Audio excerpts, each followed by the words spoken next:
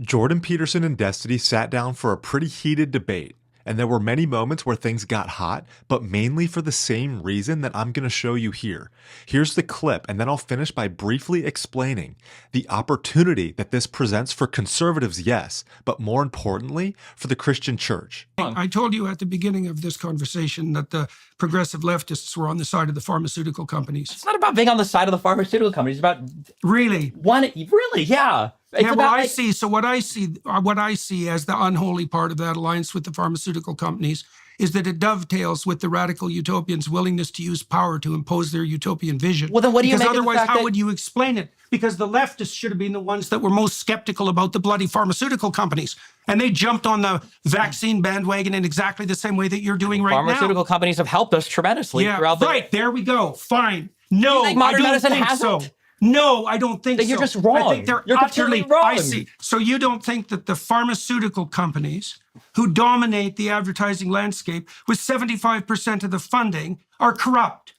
I don't... Corrupt is a Corrupt. very broad... No, it's Do you think that corrupt with a tinge of malevolence, willing to extract money out of people by putting their health on the line? You don't believe that? Do you think that we get effective drugs from pharmaceutical companies?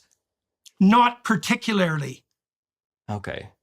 Do you think that any vaccines work? Yes. Do you think that any... I don't think 80 of them work at once for babies.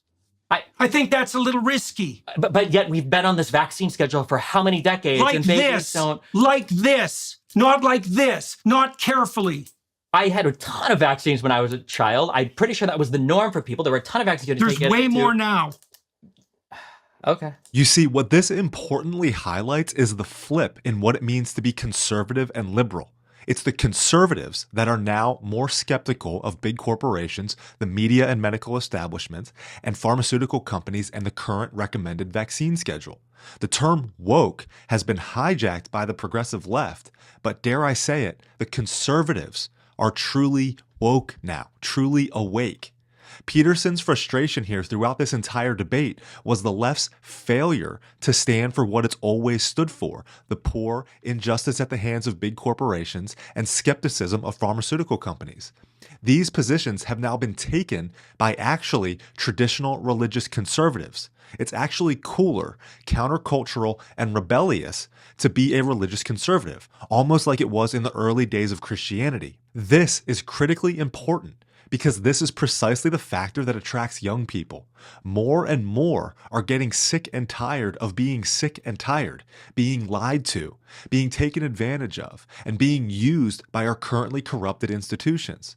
I believe we are reaching a point where too many young people have had it with their lives lacking meaning and purpose within a secular world that has failed to deliver on its promises. This is a time in history that particularly conservative Christians need to be prepared for. We have the opportunity here to win souls, and we must be ready to take advantage of it.